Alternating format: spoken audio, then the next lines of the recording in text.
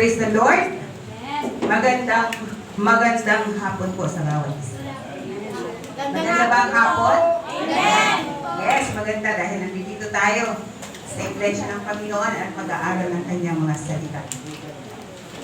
Okay? Ba't wala? Nakaupo siya.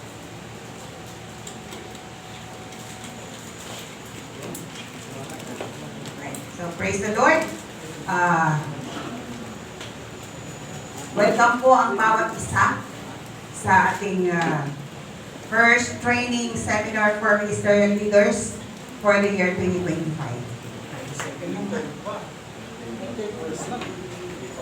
Ayan, 2025 training seminar for ministerial leaders. Ministerial leader ka ba? Naniniwala ba kayo na ministry leader ba kayo? Amen! Amen. Kailangan, with boldness in your heart. Oo.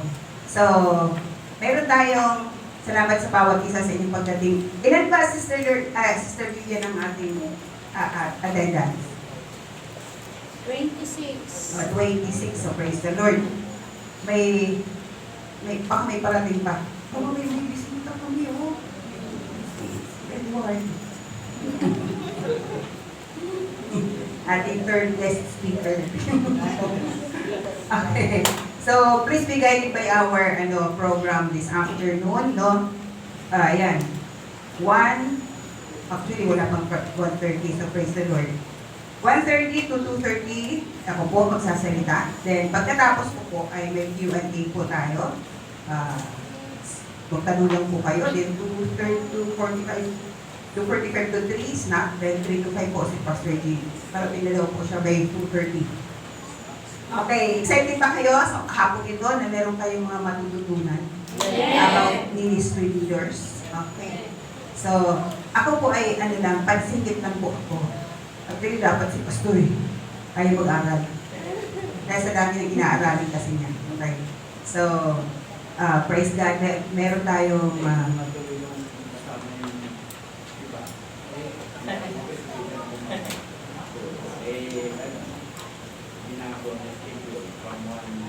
So, nag-invite tayo ng guest speaker para magturo sa atin, no? At magpapaunawa panalo tungkol sa ating role as ministry leaders of this church. So, meron po siyang specific topics like a qualified minister and the calling. Yeah.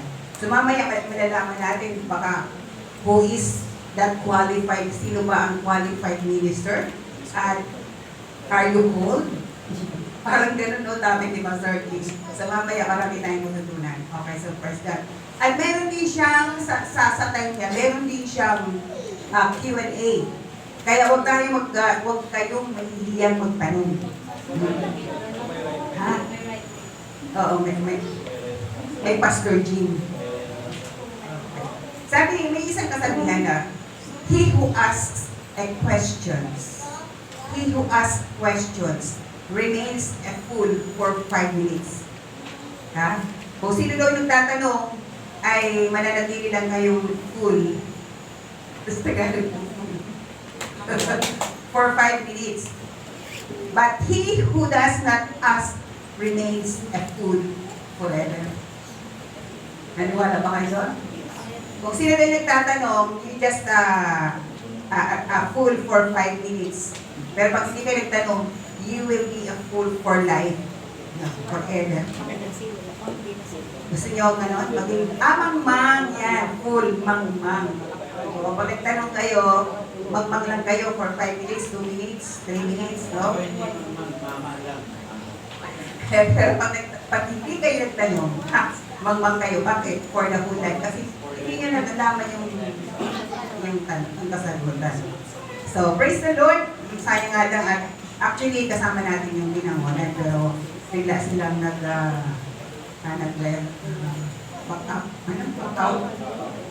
bigla silang cancel ng kanilang participation dahil marami daw silang gagawin.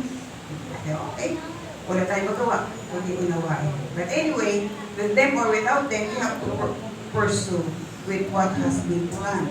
Okay? So I have only 1 hour to speak. Kaya kailangan madali po. My topic is about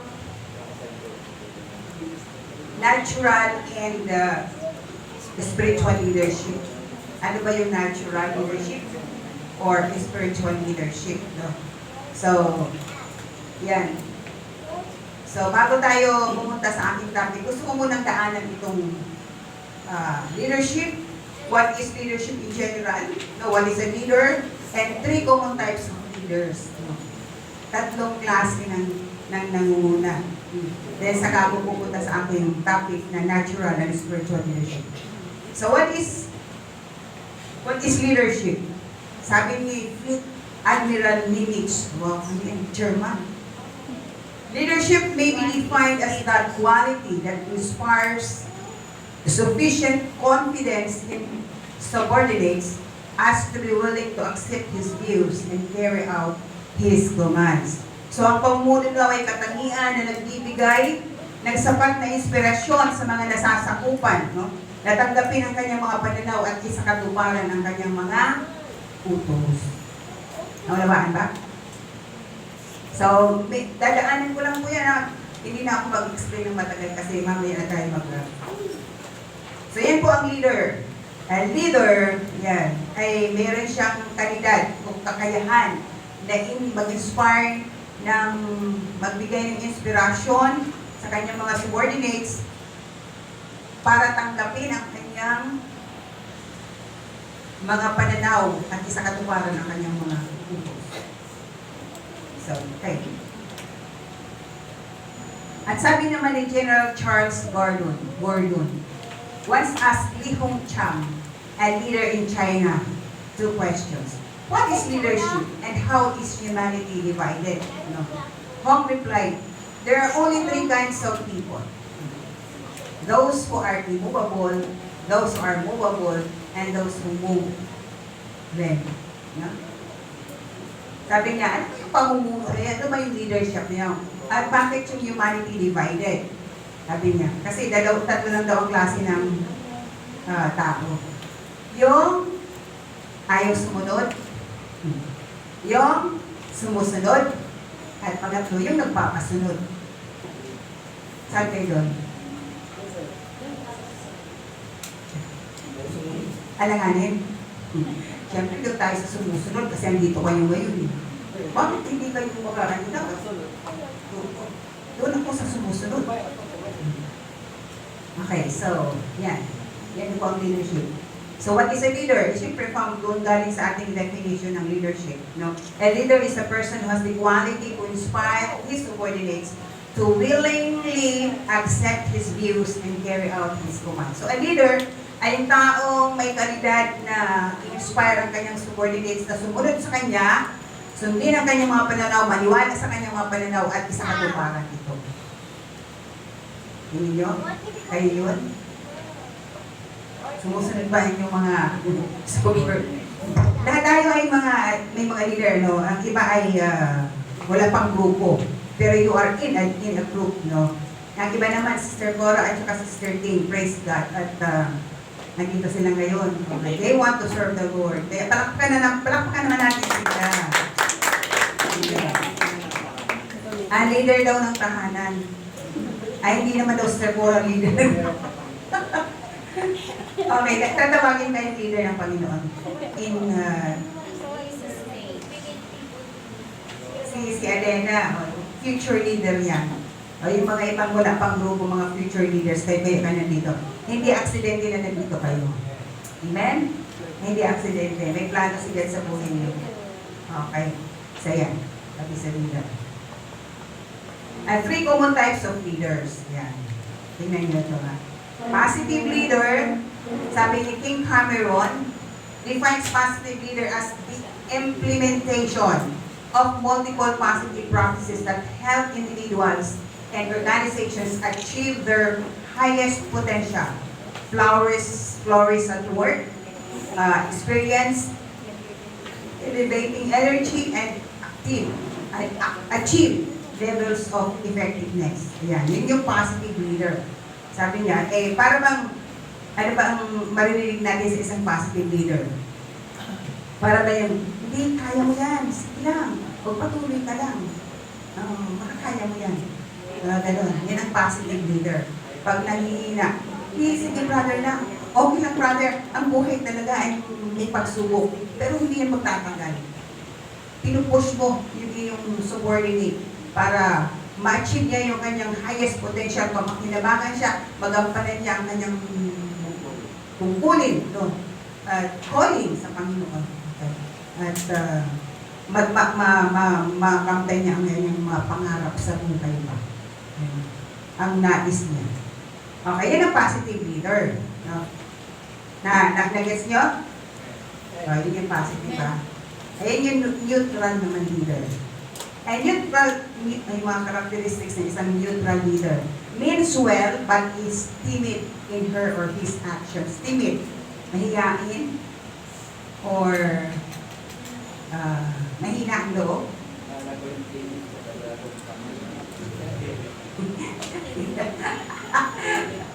Means he or she has good intentions and genuinely wants to help or support his or her followers, but lack the confidence.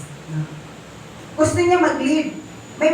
Gusto niyang leader siya, pero gusto niyang may mga bagay na gusto siyang ipatupad sa grupo.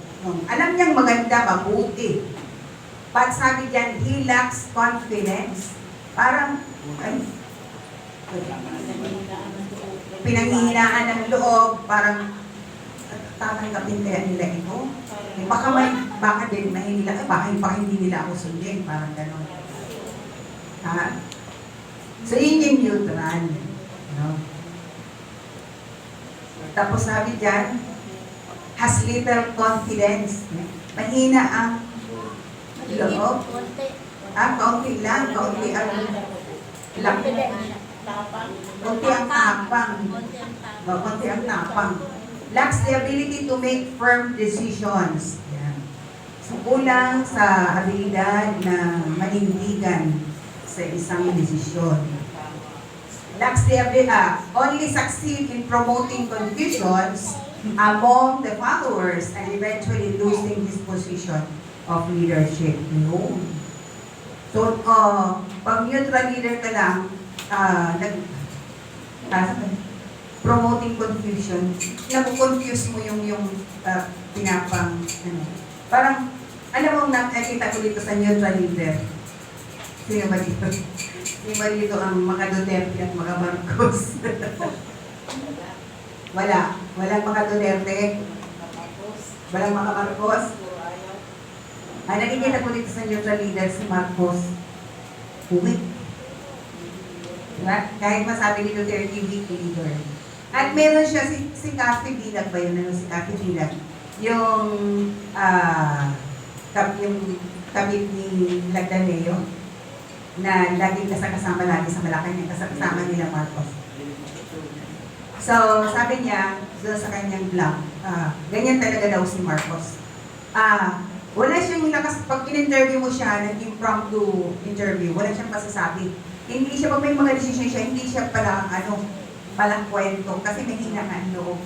Ikikwento lang niya sa kaibigan niya, hayaan mo yung kaibigan. Kaya ngayon siya, di ba si Romualdez ang kanyang, iba ang kanyang kinakausap. Tapos yung mga kinakausap niya, yun yung mga sa TV. Okay, so yun yung, So yun siya, may ability.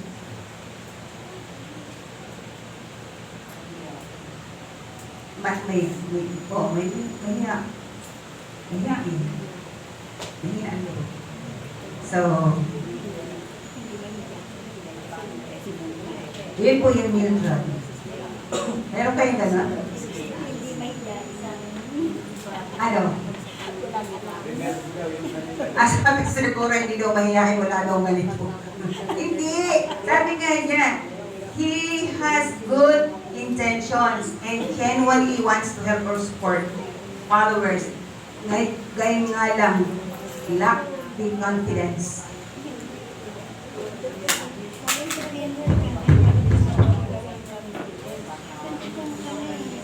Kulang sa kumpiyansa ba? Presidente naman siya. Ha? Wala? Ha?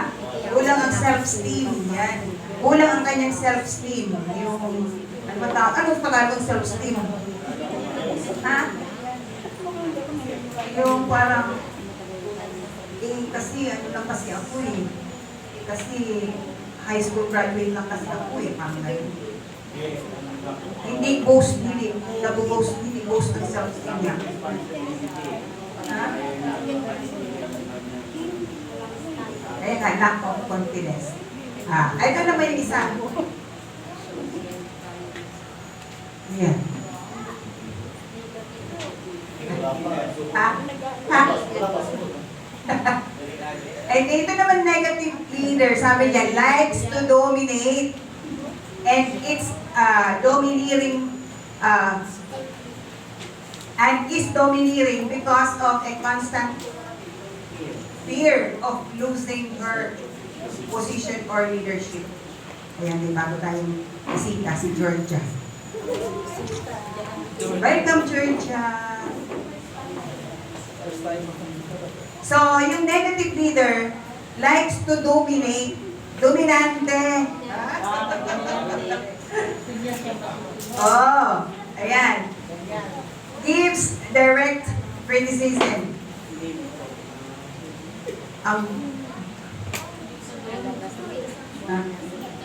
Diktador? Oh, diktador. Like to dominate. Does not ha? Siya ang masusunod. May konting, yun nga, mapagmataas, no? Mapagmataas. Oh, so anong maririnig yung mga pananalita sa isang domineering leader? Pag hindi ka sumagot, patay kang batang ako. Ha? May threat? Threat? Threats. Okay, anong threats? O, pag hindi ka nakasunod, out ka na. Ha?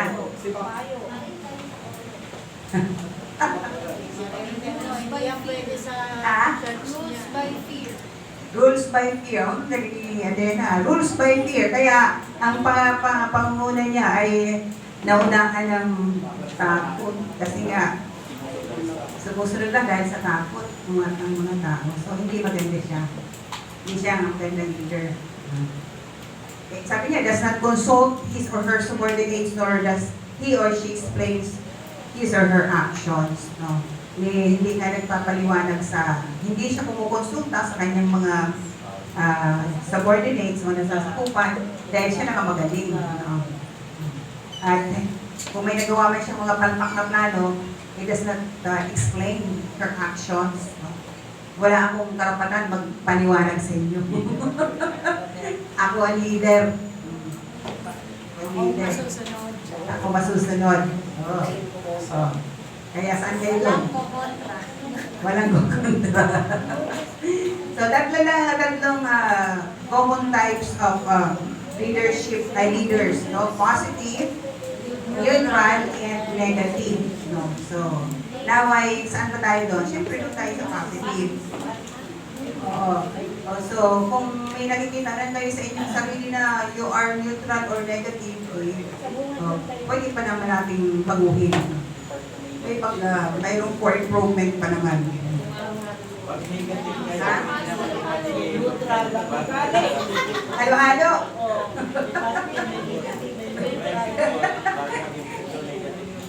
Depende sa kausap. Diba? Pagpatigas sa ulo ng ano, may nangyaysaw pa. So, praise God at nasa atin na yung kung paano tayo magiging isang mabuting leader sa harapan ng Panginoon. No? Kasi wala naman tayo ditong piniplace, kundi ang ating Panginoon. Okay. So, moving on to my topic, no? At pagsusulit daw tayo sa Panginoon. No? Pagsusulitan natin lahat ng ating ginagawa dito sa lupa. Ecclesiastes 12:13. Sige, pupunta na po ako sa aking topic. Moving on to my topic, natural and spiritual leadership. Natural leadership. What is natural leadership? Ano ba ang natural? Ba't tinawag ba itong natural? So, natural leadership, simpleng definition lang po yung kinuha ko.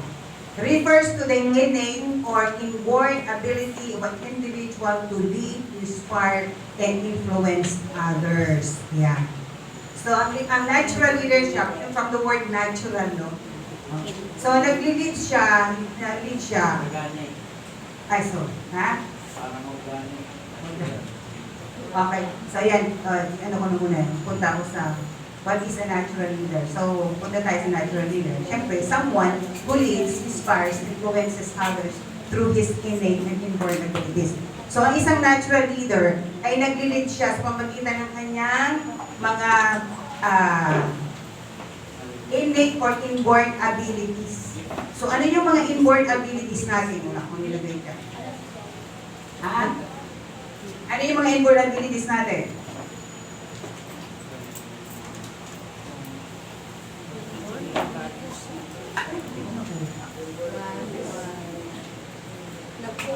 Inborn abilities, music, magaling ka sa music.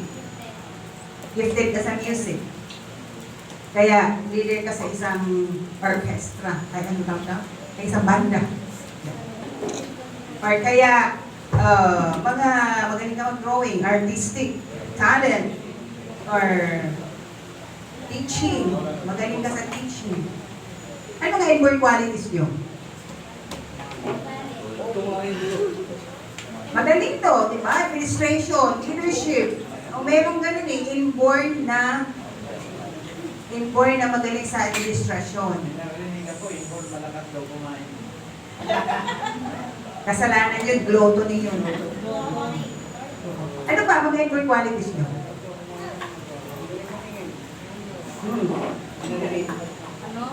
Magaling sa mathematics, mga ganun. Magaling daw maningil. Magaling sa sales. Communication. Magaling sa communication. Na madali siyang maka-encourage ng tao. Madaling makabenta. Ha?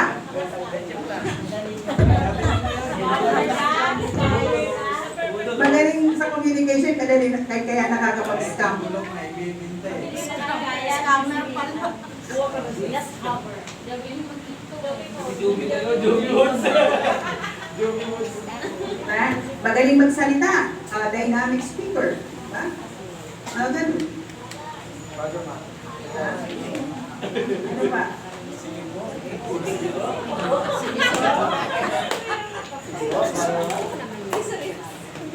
So, ano ba mga inborn qualities nyo? Yung ano? Ha? Saan ka magaling? Nung magaling ka sa tungtong ng gitara, di ba? Yung tinatawag na widow, di ba? Na kahit hindi ka nag-aral, ang dali mong alihin ang strum ng gitar, maano mo yung tono. Ano ba? Magaling kumanta. O, nasabi ko na kanina. Ano ba? Pag inaaway ng asawa, sabi ng asawa dyan ka magaling. Ano? Quarrel sound. Ano ito? Saan ka, anong inborn quality mo? Ability? Ha? Dancing! Yes, dancing. Pwede. Dancing ka. Hindi pwede ka pala dito sa dance ministry. Ano lang mo yun? Awa. Naisip ko lang. Naisip ko lang. Hindi niya galit. Akala ko yun yung inborn quality mo eh. Ano ba? Ano mga ability niyo, inborn ability niyo? Masaya. Cooking. Ayun, pwede. So yun yung yung mga magaling mag-lead ng tao. Ano din yan eh? Inborn quality din yung leadership.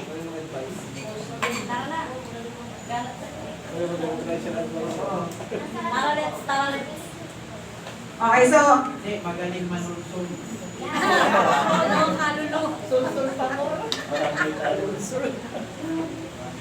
so maraming Maraming successful leaders in the world, di ba nakikita niyo? Like yung mga president ng mga previous. Tingin lang ako sa internet ng mga successful leaders in the world. Like, sabi dyan, Napoleon Bonaparte. Napoleon Bonaparte. Narinig niyo ba yung pangalan niya? Yes. Famous siya, di ba? Sabi dyan rising to power in the aftermath of the French Revolution. Napoleon Bonaparte was an aristocratic noble o mayaman who became the French emperor. According to the Palace of Versailles, Napoleon was a truly inspirational leader, often encouraging the French people to believe in his concept of destiny. No? However, his greed and insatiable desire to expand the French Empire ultimately led to his downfall. Kasi nga, yung inaano natin dito yung natural leadership. Ang aking inaano dito, pinapakita. Okay, si Abraham Lincoln. Wow, famous si Abraham Lincoln. No? Siya yung may ano sa dollar na in God we trust. Sa dollar, makikita mo eh. Iba yan. Siya yun na in God we trust. Yun na. Kasi, syempre, Queen Elizabeth. Namatay na kasi Queen Elizabeth. Yes. Namatay na, lately lang ano. Nung September 2020. Oo nga, lately lang. Namamatay na Elizabeth. Pero, he is the famous siya. Pero, Eh, magkaiba po yung Queen Elizabeth sa Queen Elizabeth II. second yung namatay. Matagal nang patay sa Queen Elizabeth Oo. I. So, Queen Elizabeth II, yung ano, sikat siya, pero ano siya, ang rulership niya ay idolatrous, yung monarchy, mga ganun. Okay. Sunod ay ito pala. Si Alexander the Great. Hindi naman talaga famous siya. King of Macedonia. Biblical to, nasa Bible yan. Si King Macedonia, at saka sa a great military leader. Kaya marami sa kanyang galing na marami siyang nakukonquer ng mga bansa. Kaya, yan. Alexander the Great, very famous. At marami pang iba. Okay. They are successful in the eyes of the people. Successful siya sa mata ng tao, di ba? But we don't know if they are successful in the eyes of God. Tingin mo. Ano tingin mo pa? Silang mga ano, yung, kasi, hindi naman natin makita sa kanila na they submit to God.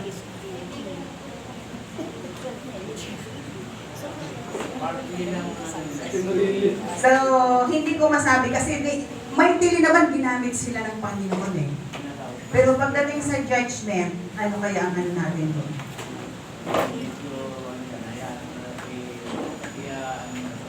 Ipaumaya natin sa Lord ng judgment sa kanila.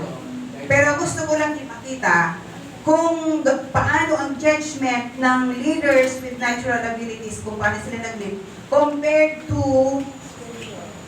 spiritual people, like tingnan natin si Solomon. No? Si Solomon, kilala na niya ang Diyos.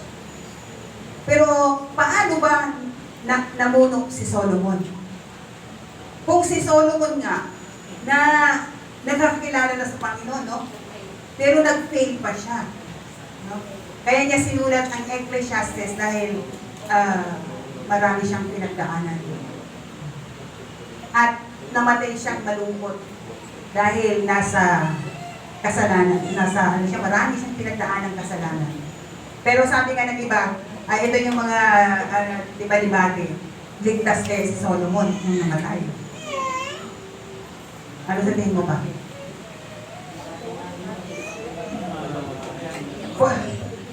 Pwede natin sabihin ligtas kasi noong unang panahon naman is yung nag-aalay ng ano. Kaya marami pwede siyang mag-alay ng mga. Okay, tingnan natin kung paano rule si Solomon.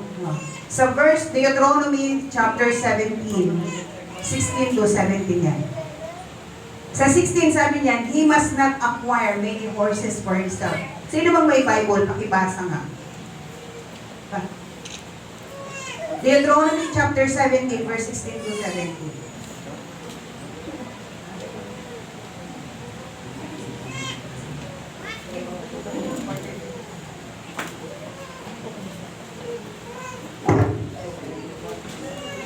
Iko pa. Nakita niyo na? Sige, pakibasa nga, ng malakas.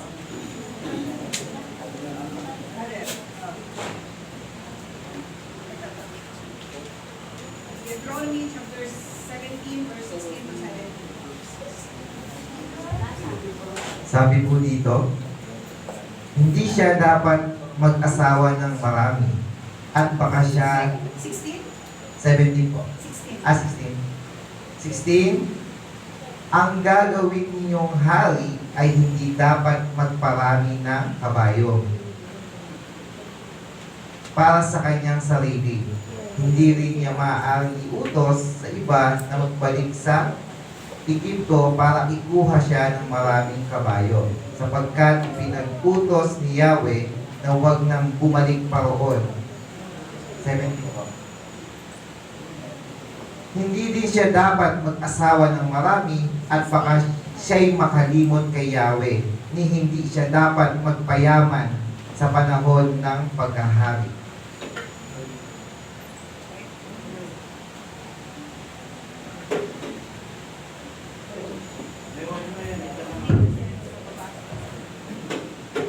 Okay, sabi dyan, ito yung gagawin ng mga hari sa Israel. At si Solomon ay naging hari Ayan sa verse 16, sabi niya, he must not acquire many horses for himself.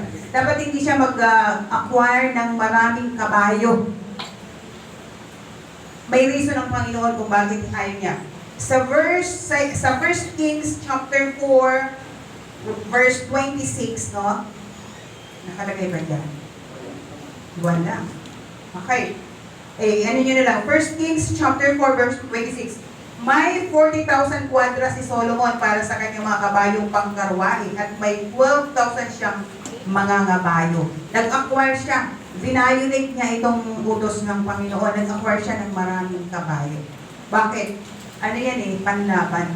Ang Panginoon kasi, kung nag-utos yan, may purpose. Ibig sabihin, huwag kang hindi ka pina-acquire ng maraming horses. Ibig sabihin, mag-depende ka lang sa Diyos. Kasi pag nag-acquire ka ng maraming ganyan, magdidepende ka ngayon sa pagmuna mo, magdidepende ka sa iyong mga kakayanan. No? Okay. Verse 17, he must not acquire many wives for himself.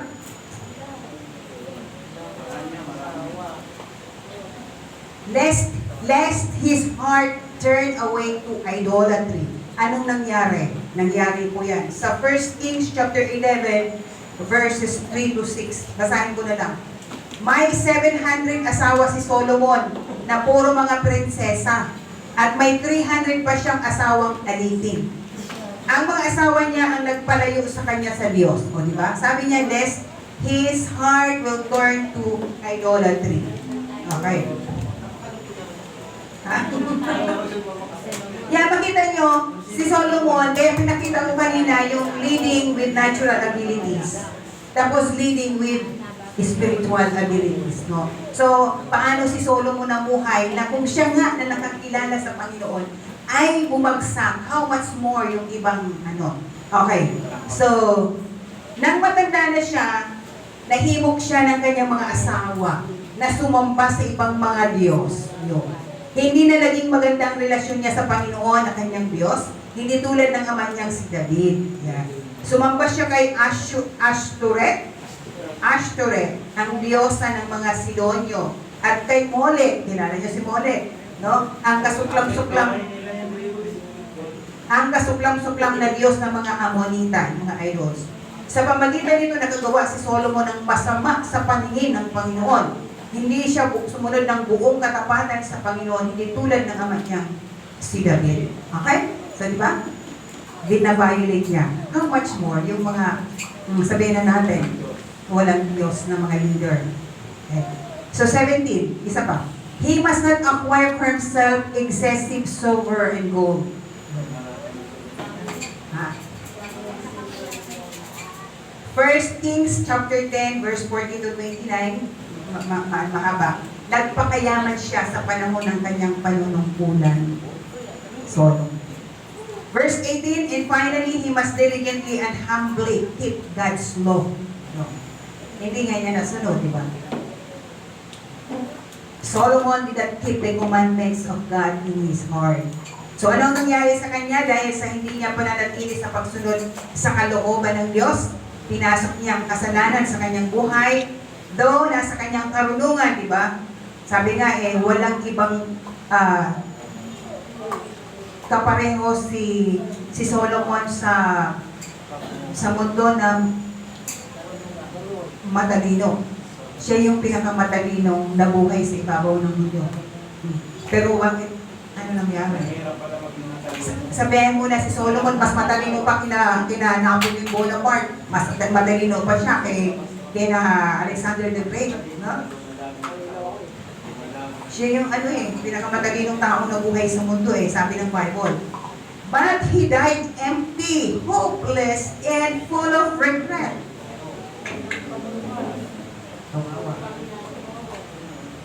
So, Ecclesiastes 12:13-14, ano sabi niya doon? Nung inano niya yung Ecclesiastes, sabi niya, walang dapat daw gawin ang tao, kundi ang matakot at sumunod sa kalooban ng Diyos. Dahil darating ang panahon, masama o mabuti, lihi o hayag, magsusulit ka sa Diyos. So yung Ecclesiastes po ay puro pangaral ni Solomon kasi nadaanan niya. No? Nadaanan niya yung kanyang mga pagsuway sa Panginoon. Kaya puro pangaral yun.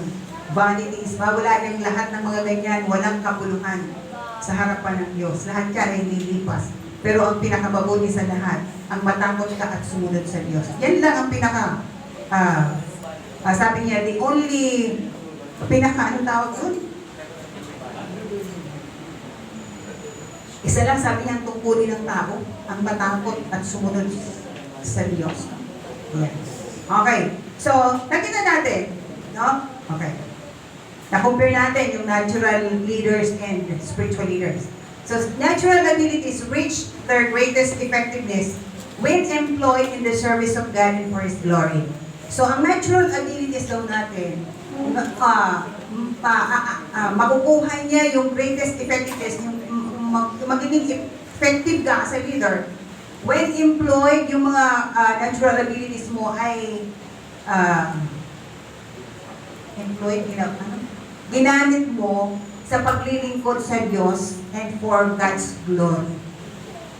Conversely, kabaliktaran, natural abilities not employed in the service of God and for His glory lead to aggrandizement. Bigla na lang lumitaw yan sa ating, tinatranslate ko yung ating Tagalog. Biglang lumitaw, self-aggrandizement. O kaya, ego trip. Or kaya an act to increase one's own power and influence, ultimately drawing attention to one's own importance. So, ibig sabihin, ang natural abilities mo, pag hindi mo ginamit para sa kalooban ng Diyos, ay maglilid lamang yan sa pagmamatakas, pagmamayabang, pagmamapapuri sa sarili. Paano yung mga leader natin ng worldly leaders na wala ng Panginoon, di ba? So, ganun din sa atin. Pag ang pinaiirag natin sa ating paglilingkod sa Diyos ay yung ating natural ability o abilities. Hindi yung spiritual. Mapupunta yun sa pagmamayabang, pagmamapuri mo sa sarili mo, pagtataas mo sa sarili mo. Ha? Para anong purpose niya? Makilala ka, matanyag ka. Fame, glory, and power. Para nasa kapangyarihan ka. May kapangyarihan ka. Para ka maging negative leader na utos lang ng utos. Para utos. Kaya hindi naman siya gumagawa. Okay lang sana kung nag-uutos, pero nag-uutos pero kasama siya sa mga gumagawa. Okay lang. Okay, ito po yung characteristics of natural leadership. Makikita natin dito. Tingnan nyo rin sa inyo as a leader. Self-confident instead of confident in God. Ano yung self-confident? Yung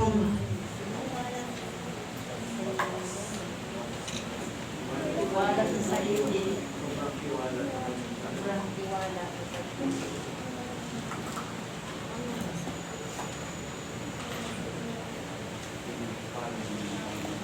nagtitiwala sa sarili, hindi instead na magtiwala sa Diyos.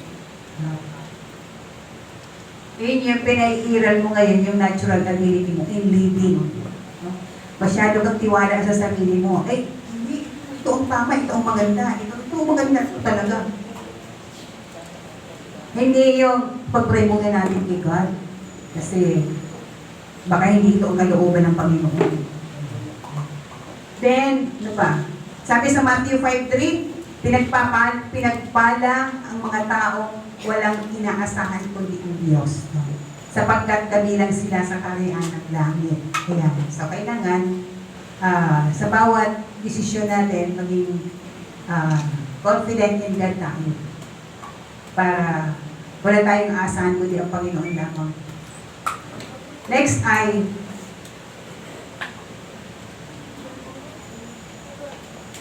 makes own decisions instead of seeking God's will.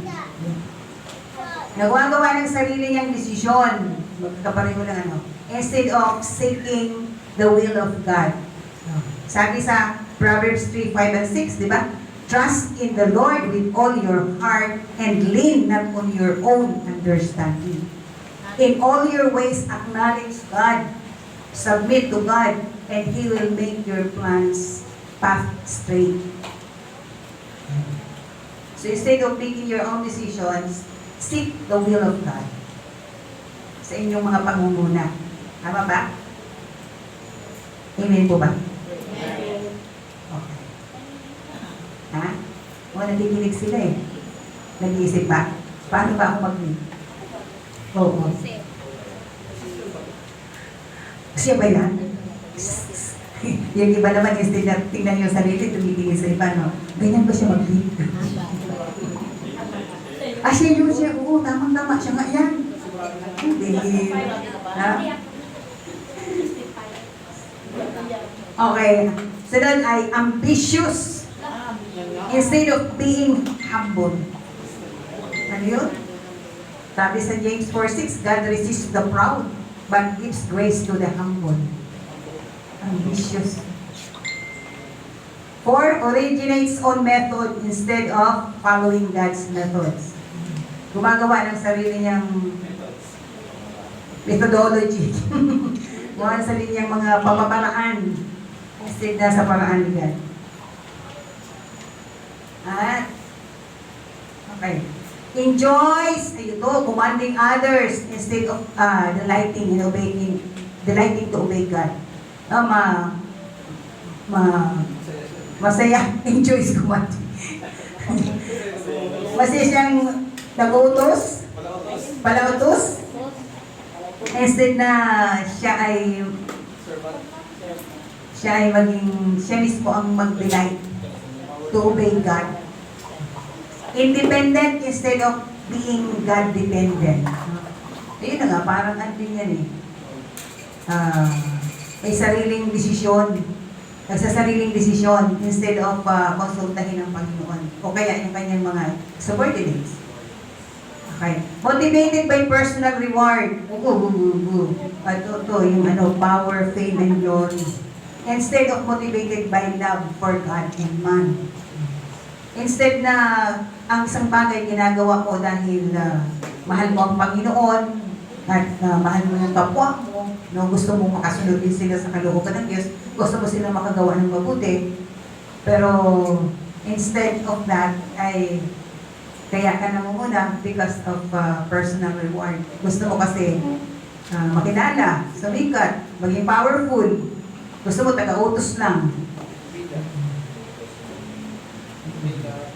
Sabi nga niyo, yun? Pa-MC ba?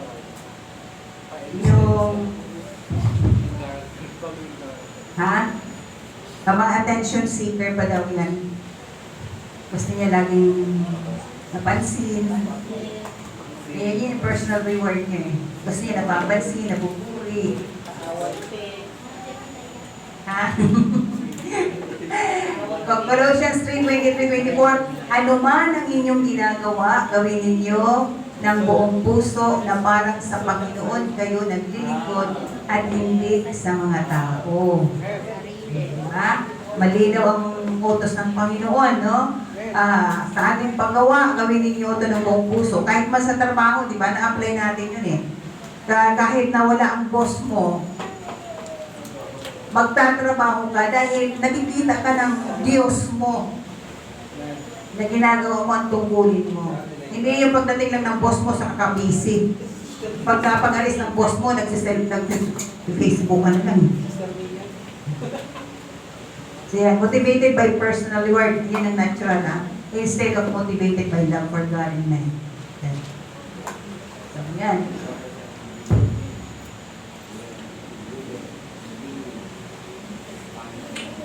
What does an individual need to be an effective leader in leading, inspiring, and influencing others? A leadership that glorifies God. Yan, sabi ko dyan. Simple lang. He must be spirit-filled individual. He needs spiritual power which can never be generated by the self or can never be generated by your natural abilities. Sabi yan. Kailangan spirit-filled ang isang tao. Para maging effective ka to lead, no? Kailangan mo ang spirit-filled. Kahit meron kang mga natural abilities, kailangan mo ang espiritu sa buhay mo. Ang spiritual power can never be generated by the self. No, hindi pwede. There is no such thing as self-made spiritual leader. A true leader influences others spiritually only because the Spirit works in and through him to a greater degree than in those he leads. Sabi, mas mataas ang antas ng spiritual maturity mo kaysa doon sa mga pinapangunahan mo. So, you must be spirit-filled. So, ito na-explain ko lagi ito na ano ang ibig sabihin ng spirit-filled. Nasabi ko to sa discipleship. Spirit-filled means you are controlled by the Spirit. No? Pero hindi ibig sabihin na control, hindi naman ibig sabihin na control na sasabihin ng Espiritu sa'yo, oh, tumawa ka, umiyak ka. Oh, hindi ganon. Ibig sabihin, control ka dahil pinapakubaya mo ang Espiritu na manguna sa buhay mo. Kaya kontrolado ng Espiritu yung, ay manalangin ka, susunod ka.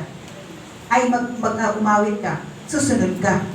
Kung ano ang nais ng magbasa ka, mag-aral ka, sasabihin ng Espiritu, sunod ka. Dahil pinakukubayan mo ang sarili mo sa pangunguna ng Espiritu sa buhay mo. Yan ang ibig sabihin ng Spirit-filled or controlled by the Spirit.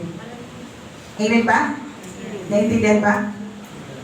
Yun ang isipin ng control. Pero hindi ibig sabihin yung control, yung kontrolado ka na against your will, yung gagawin ng Spirit sa'yo. Hindi.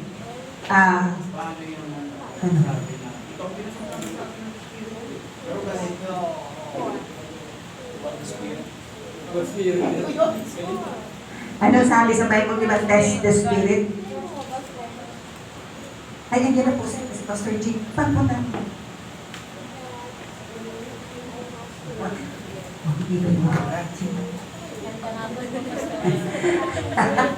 Magandang hapon po, Pastor Jim. Okay. Sa ano na tayo? Sa,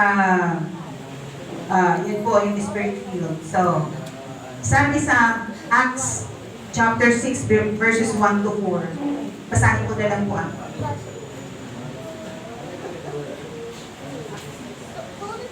Gawa chapter 6, verses 1 to 4. Basahin ko po. Habang patuloy na dumarami ang mga alagad, nagkaroon ng reklamo laban sa mga Hebreo ang mga Helenista. Sinabi nila ang mga biyuda sa pangkat nila ay napapabayaan sa pang-araw-araw na pamamahagi ng ikabubuhay. Kaya tinipo ng 12 ang buong kapulungan ng mga mananampalataya at sinabi sa kanila, hindi namin dapat pabayaan ang pangangaral ng salita ng Diyos upang mga siwa sa pamahagi ng ikabubuhay. Kaya mga kapatid, pumili kayo ng mga kasamahan ninyo ng 7 lalaking iginagalang puspos ng Espiritu at matatalino daw. At upang ilagay namin sila sa tungkulin nito. So, ito po dito ay napapabayaan sa church ang mga balo. Kumbaga parang may ministry. May isang gawain sa church na napapabayaan. Kaya sabi ng mga namumuno, kung umanap kayo na 7 lalaking filled with the Spirit, full of the Spirit. Pero sabi ni Jesus sa Tagalog puno ng Espiritu at matatalino.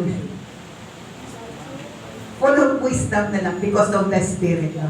Ayan, so yun. No?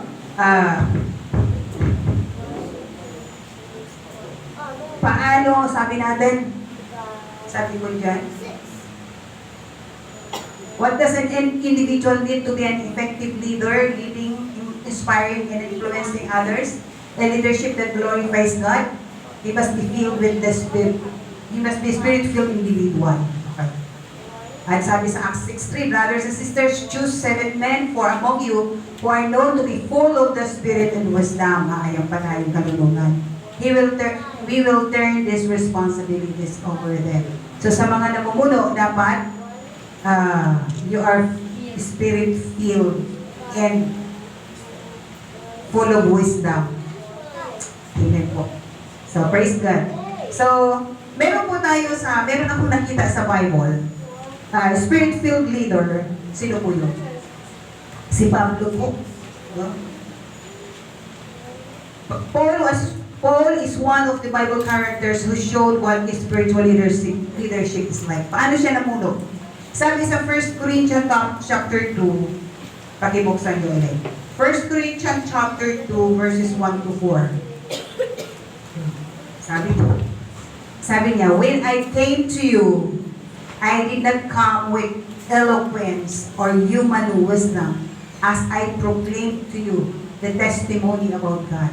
Nung nangangaral siya, sa kanyang pangangaral, sabi niya, hindi ako, 1 Corinthians chapter 2. 1 to 4. Mga kapatid, ako'y pumunta riyan, ipinahayag ko sa inyo ang hiwaga ng Diyos, hindi sa pamagitan ng kahusayan ng pananalita o ng malawak na karunungan. So, hindi ginamit ni Pablo. Di ba si Pablo, kilala nyo naman kung gaano ang na-attain niyang education. Marami siyang alam patungkol sa batas ng Diyos, sa God's laws. So, sabi niya, for I resolved to know nothing when I was with you except Jesus Christ and Him crucified. So, sabi sa 2, sapagkat noong ako'y nariyan, ipinasya kung wala akong ibang ipapaalam sa inyo maliban kay Kristo Jesus at ang kanyang kamatayan sa krus. Okay. Sa verse 3, I came to you in weakness with great fear and trembling. Tingnan mo, may takot pa siya. Nanginginig pa, pero knowing Paul, di ba? Wala pa nga tayo, kapitin natin yung pinag-aralan ni Paul. Sa kaalaman niya patungkol sa salita ng Panginoon. My message and my preaching were not with wise and persuasive words, but a demonstration of the Spirit's power. Yun mo? Nananagan siya sa kapangyarihan ng Espiritu, hindi sa kanyang natural abilities. Magaling si Pablo. He is wise and kaya hindi niya ginamit yung mga mapang-akit na salita, sabi niya. So that your faith might not rest on human wisdom, but on God's power. Diba? I-gets niyo? Okay. Tapos, sabi naman niya sa Philippians, ito pa, Philippians chapter 3, verse 20. Watch out for those dogs, those evildoers, those mutilators of the flesh. For it is we who are the circumcision We who serve God by His Spirit. Na, paano siya nag-serve? Kay God. By His Spirit. Who boast in Christ Jesus. Wala siyang pinagmamalaki kundi ang Panginoong Jesus. And who put no confidence in the flesh. No? Hindi siya nananangan sa kanyang mga natural abilities. Mga inborn talents. Though I myself have the reasons for such confidence. Tingnan mo. Sabi niya, kung tutusin ay mas marami akong dapat na ipagyabang. Though I myself have reasons for such sabi niya, if someone else thinks they have reason to put confidence in the flesh, I have more. Sabi niya, circumcised on the 8th day. Tinuli siya Hebrew, di ba? Of the people of Israel, of the tribe of Benjamin, a Hebrew of Hebrews, in regard to the law, a Pharisee, as for zeal, persecuting the church, as for the righteousness based on the law, faultless. But whatever were gains to me, I now consider lost for the sake of Christ. Ipinaniwala niya yung kanyang mga na-attain, kanyang mga diploma, yung kanyang mga gold medals. Sabi niya, I consider them lost for the sake of Christ. So sa kanyang pangunguna, talagang makita natin yung character of the spiritual leaders, no? Confident in God, God-dependent, no? Humble, always seeking God's will. Ganyan si Pablo. Diba? Ganun po ba tayo? Isa lang ang nag-amen. Diba? Parang siguro inaano nyo. Kaya pa talaga ako. Ganun ba ako mamuna sa Diyos? Okay. So, what is spiritual leadership? Yeah. Okay, spiritual leadership. Spiritual leadership refers to the ability of an individual to lead, inspire, and influence others through the strength and direction provided by the Holy Spirit, which is accessed through faith in God, allowing Him to live and act according to God's will. Yan, yung pangunguna ng isang spiritual leader. No? May abilidad siya na mag-lead, mag-inspire, mag-influence ng iba, no? Through the strength and direction provided by the Holy Spirit. So, kailangan meron siyang, kailangan sa isang leader ay, you must have been born again. You must have put your faith in God and God alone. Okay. Amen po? Okay. So, what is spiritual leader? So, makuha natin doon sa ating leader, sa ating definition, is someone who lead, inspire, influence others through the strength and directions for Jesus. Yan po. Ayan na po, yung characteristics of spiritual leadership. Yan po, dapat makita po natin sa ating mga sarili. Confident in God rather than self-confident. No? Binaligtad ko lang po kanina yung natural abilities. Ito naman yung spiritual leadership. Spiritual abilities. Seeks the will of God rather than making his own decisions. Humble rather than being ambitious. Follow God's methods rather than originates his own methods. Diba? Nabigets pa natin? Magpapadali na ako kasi matatapos na po yung oras ko. Okay, so delights to obey God rather than enjoys commanding others. No, binaliktad ko lang po. God-dependent rather than self-dependent. Motivated by love for God and men rather than motivated by personal reward. Okay, our leader... una na pala. So, anong oras na natin? Ha? 2:18? Hanggang 2:30 ako, no? Okay. So, idagdag ko na lang to. So, maraming natutunan nyo ba yung natural and spiritual leadership, no? Natural leadership ay yung namumuna through his innate or inborn abilities, no? Ang spiritual naman ay through the the power and strength from the Holy Spirit yung ating pangunguna. So ngayon, ito dinagdag ko. May konting debate ito eh. Are leaders born or made? Meron tayo pa. Magaling dito. Are leaders born or made? Ayun po yung book na ating ginawaan. Si Oswald Sanders said in his book, Spiritual Leadership. Leaders are both, ano sa tingin nyo? Leaders are born or made? Both?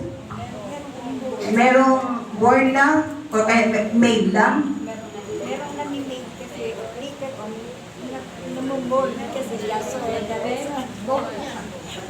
Pero kasi merong inborn at the same time, yung namumbold mo yung leadership ng tao. Nade-develop. Ibig sabihin meron ng born. Kasi dinidevelop eh. Ano sa tingin nyo? Born and made? Hindi born or made? Ano sa tingin nyo? Kasi walang i-develop kung walang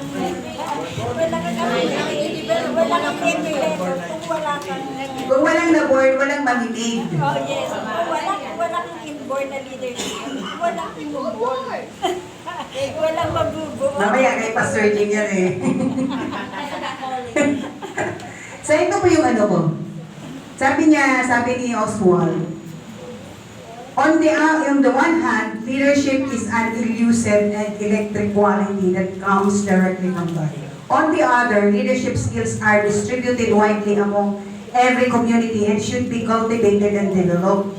Often skills lie dormant until a crisis arises. So, ang leadership daw, ang leadership, makikita mo na kagad sa tao, inborn, kita.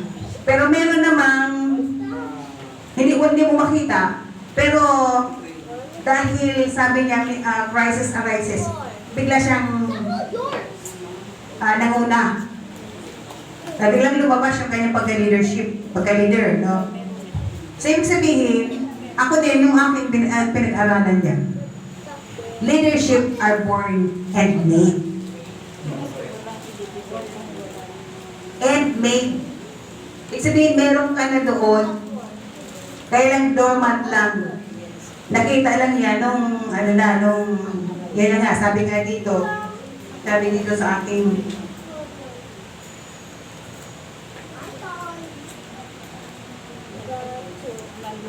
yan lang Hindi na ginagamit, pero mag-arrange yung pakinabahan. oh. Hindi ko na kasi hindi ko na inano yung topic na yun kasi akala ko hindi ko aabutin yung aking So sa akin ang leaders are born and made, no, yung hindi tawag dito yung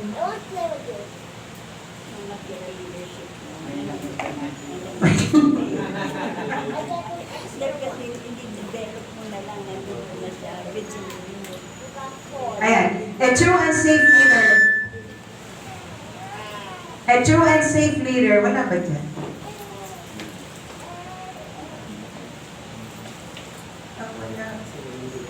Ito. A true and safe leader is likely to be one who has no desire to lead, but is forced into a position by the inward pressure of the Holy Spirit and the press of circumstances. No? So, sa una, wala kang interest manguna.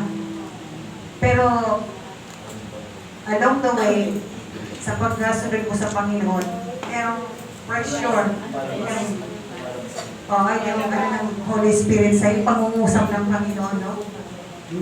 O kaya, the other way around, yung press of circumstances, yung ibig sabihin, biglang may nag-arise na situation na walang gustong manguna.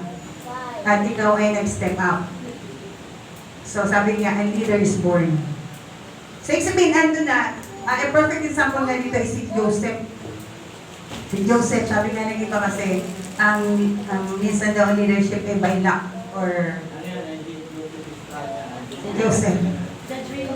Joseph, ano, di ba? Hindi naman niya pinangarap na maging leader. Pero naitaas siya, na naging leader siya sa Egypt. Sa tingin nyo, nang-made lang yun? Hindi. Kasi along the way, marami na rin pinagdaanan si Joseph, no? Meron na siya, pero nang-made pa, na-develop and cultivate, no? Kaya pagdating ng tamang panahon, nailagay siya sa tamang posisyon as a leader. Okay? So,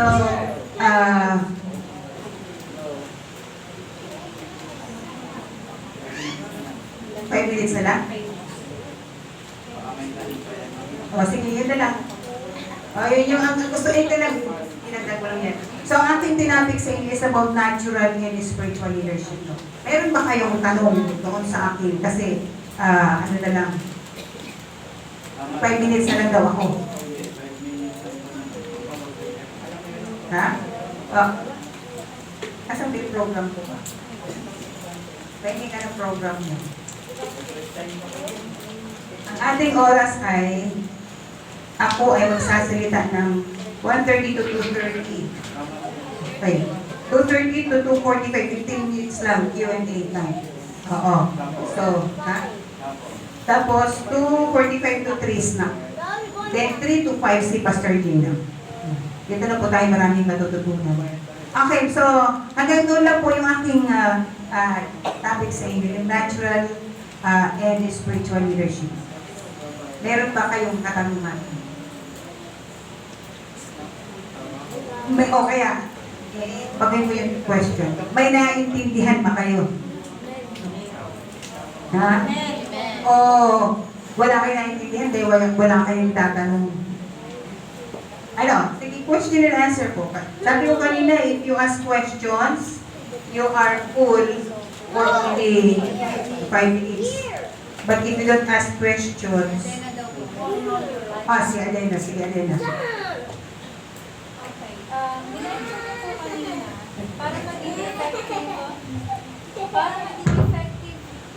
leader ang isang individual, kailangan na mag-glorify. And, balance the spirit and the body. Pero can that also be said for the opposite side or the opposite group? Kung paano pag hindi sa spirit ni God? Kunyari, spirit ng kalaban. Katulad ng mga, kunyari, yung mga tribes, yung sa mga Aztecs, sa mga Picts, ng mga sinaunang panahon pa. Or it can also be applied to, kunyari, sa mga Knights Templar, ng mga 13th century, ginagamit nila yung pangalan ni Cristo, ni God, para magnakaw sa ibang mga bahay, o kaya mang-rape ng mga ibang babae, sa panahon ng, sa Europe, gano'n. Can that also be applied para maging effective ang leadership? Paano pag sa opposite group